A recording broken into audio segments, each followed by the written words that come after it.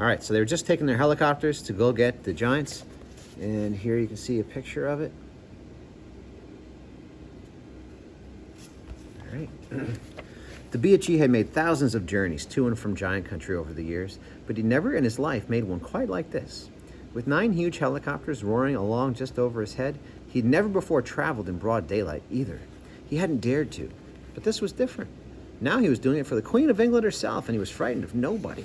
As he galloped across the British Isles, with the helicopters thundering above him, people stood and gaped and wondered what on earth he was doing.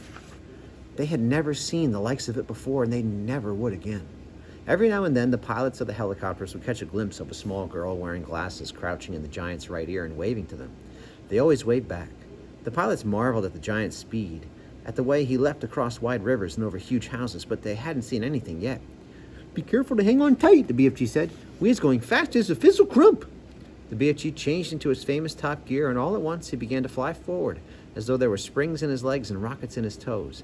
He went skimming over the earth like some magical hop, skip, and jumper, with his feet hardly ever touching the ground. As usual, Sylvia had to crouch low in the crevice of his ear to save herself from being swept clean away. The 9 pilots in their helicopters suddenly realized that they were being left behind. The Giant was streaking ahead. They opened their throttles to full speed, and even then they were only able to just keep up. In the leading machine, the head of the Air Force was sitting beside the pilot. He had a world atlas on his knees, and he kept staring first at the atlas, then at the ground below, trying to figure out where they were going. Frantically, he turned the pages of the atlas. "Where the devil are we going?" he cried. "I haven't the foggiest idea," the pilot answered. "The Queen's orders were to follow the Giant, and that's exactly what I'm doing." The pilot was a young Air Force officer with a bushy mustache. He was very proud of his mustache. He was also quite fearless, and he loved adventure. He thought this was a super adventure. "It's fun going to new places," he said. "New places?" shouted the head of the Air Force. "What the blazes do you mean, new places?" "This place we're flying over now isn't in the atlas, is it?" the pilot said, grinning. "You're darn right it isn't in the atlas," cried the head of the Air Force. "We phoned clear off the last page." "I expect that old Giant knows where he's going," the young pilot said.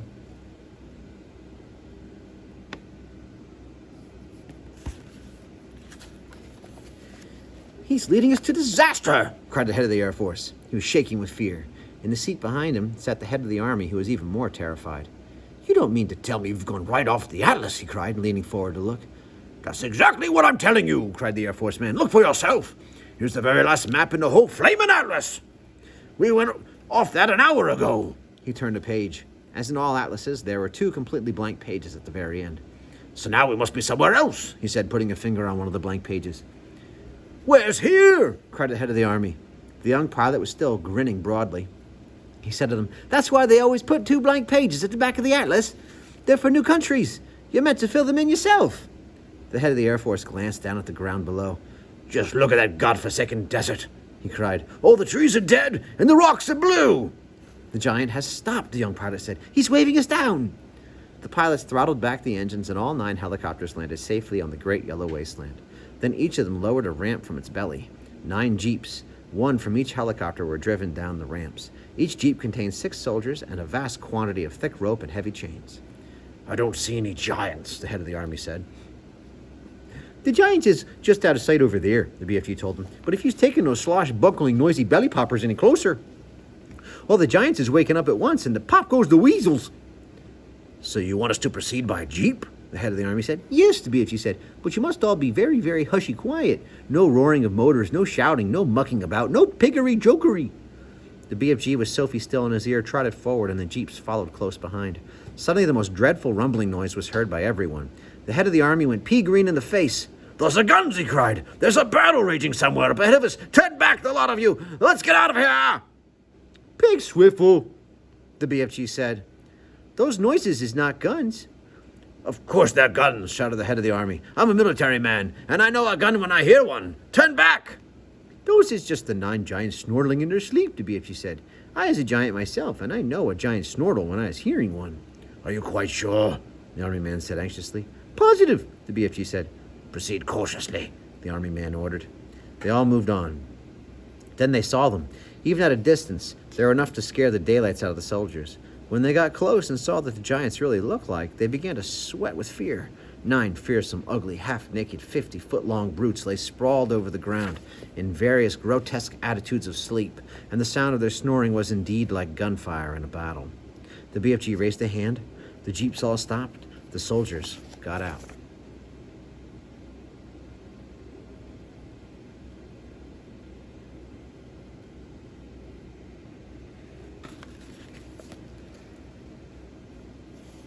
What happens if one of them wakes up? Well, what happens if one of them wakes up? Whispered the head of the army, his knees knocking together from fear. If any one of them is waking up, he'll be gobbling you down before he can say knack jive, the BFG answered, grinning hugely. Me is the only one that won't be gobbled up because Giants is never eating giants. Me and Sophie is the only safe ones because I was hiding her if that happens. The head of the army took several paces to the rear. So did the head of the Air Force. They climbed rather quickly back into their jeep, ready to make a fast getaway if necessary. Go forward, men, the head of the army said. Go forward and do your duty bravely. The soldiers crept forward with their ropes and chains, and all of them were trembling mightily. None dared speak a word. The BFG with Sophie, now sitting on the palm of his hand, stood near, watching the operation. To give the soldiers their due, they were extremely courageous. There were 6 well-trained, efficient men working on each giant, and within 10 minutes, 8 out of the 9 giants had been trussed up like chickens and were still snoring contentedly. The 9th, who happened to be the flesh lump eater, was causing trouble for the soldiers because he was lying with his right arm tucked underneath his enormous body. It was impossible to tie his wrists and arms together without first getting that arm out from underneath him. Very, very cautiously, the 6 soldiers who were working on the flesh lump eater began to pull at the huge arm, trying to release it. The flesh lump eater opened his tiny, piggy black eyes. Which of you foul pesters is wiggling my arm? He bellowed. Is that you rotsome men-hugger? Suddenly, he saw the soldiers. In a flash, he was sitting up. He looked around him. He saw more soldiers. With a roar, he leapt to his feet. The soldiers, petrified with fear, froze where they were. They had no weapons with them. The head of the army put his jeep into reverse. Human beings!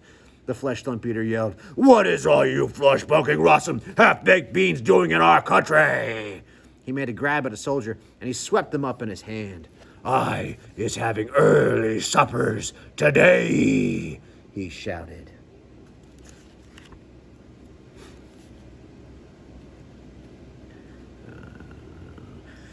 Where was I? Holding the poor squirming soldier at arm's length and roaring with laughter.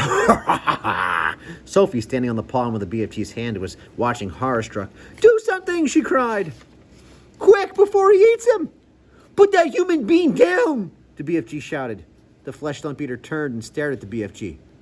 What is you doing here with all these grotty twiglets? He bellowed. You is making me very suspicious. The BFG made a rush at the flesh lump eater, but the colossal 54-foot-high giant simply knocked him over with a flick of his free arm. At the same time, Sophie fell off the BFG's palm onto the ground. Her mind was racing. She must do something. She must.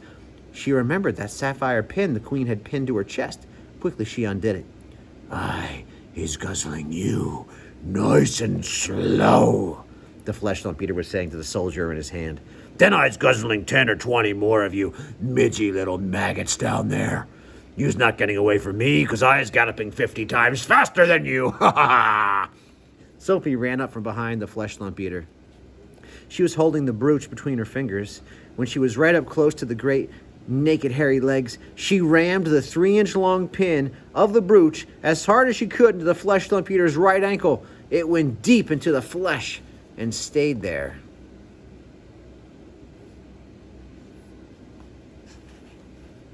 The giant gave a roar of pain, and he jumped high in the air. He dropped the soldier and he made a grab for his ankle. The BFG, knowing what a coward the flesh lump eater really was, saw his chance. You was bitten by a snake, he shouted. I seen it biting you. It was a frightsome, poisonous viper. It's all dreadfully dangerous vidscreen viper. Save our souls, bellowed the flesh lump eater. Sound the crumpets! I was bitten by a seption's venomous vidscreen viper. He flopped on the ground and he sat there, howling his head off and clutching his ankle with both hands. His fingers felt the pin. The teeth of the dreadly viper is still sticking into me. He yelled, I's feeling the teeth sticking out of my anklet. The BFG saw a second chance. We must be getting those viper's teeth out at once, he cried. Otherwise, you's deader than duck soup. I is helping you. The BFG knelt down beside the flesh lump eater. You must grab your anklet very tight with both hands, he ordered. That will stop the poisonous juices from the venomous viper going up your leg and into your heart. The flesh eater grabbed his ankle with both hands. Now close your eyes and grittle your teeth and look up to heaven and say your prayers while it's taking out the teeth of the vennomous viper, the BFG said. The terrified flesh eater did exactly as he was told. The BFG signaled for some rope. A soldier rushed it over to him. With both the flesh eater's hands gripping his ankle, it was a simple matter for the BFG to tie his ankles and hands together with a tight knot. I is putting out the frightsome viper's teeth, the BFG said as he pulled the knot tight. Do it quickly, shouted the flesh eater, before I is pissing to death. There he is, said the BFG standing up. You can look now. When the flesh eater saw that he was trussed up like a turkey, he gave a yell so loud that the heavens trembled. He rolled and wriggled, he fought and figgled, he squirmed and squiggled, but there was not a thing he could do.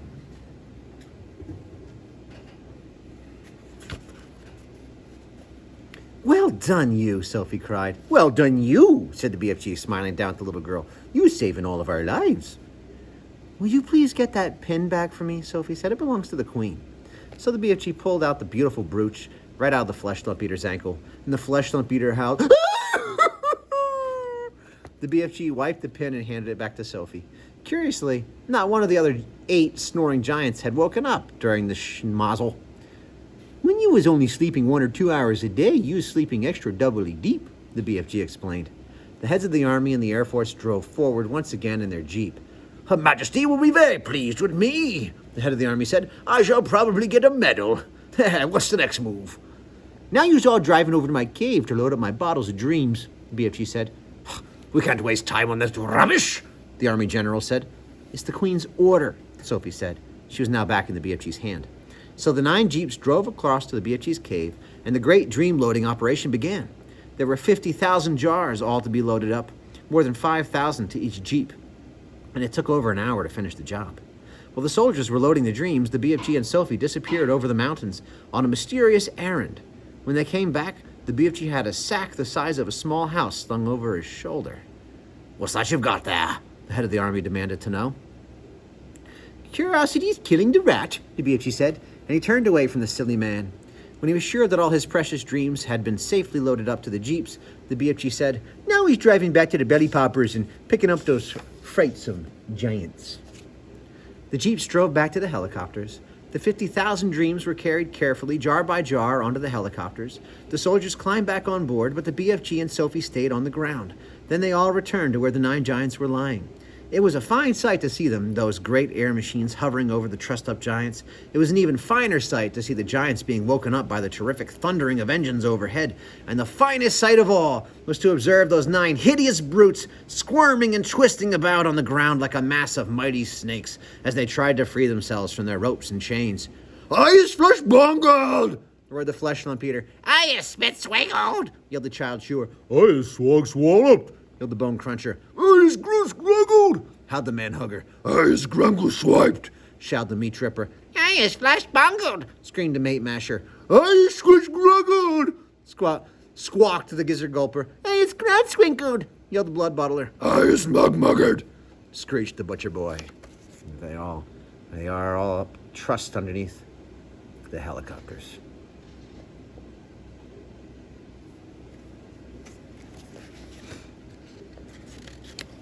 The 9 giant-carrying helicopters each chose a separate giant and hovered directly over him. Very strong steel hawsers with hooks on the ends of them were lowered from the front and rear of each helicopter. The BFG quickly secured the hooks to the giants' chains, one hook near the legs and the other near the arms. Then very slowly the giants were winched up into the air, parallel to the ground. The giants roared and bellowed, but there was nothing they could do. The BFG and Sophie, once more resting comfortably in his ear, set off at a gallop for England. The helicopters all banked around and followed after him. It was an amazing spectacle, those 9 helicopters, winging through the sky, each with a trussed-up 50-foot-long giant slung underneath of it. The giants themselves must have found it an interesting experience. They never stopped bellowing, but their howls were drowned by the noise of the engines. When it began to get dark, the helicopters switched on powerful searchlights and trained them on the galloping giants so as to keep them in sight. And they flew right through the night and arrived in England just as dawn was breaking. The next chapter is called Feeding.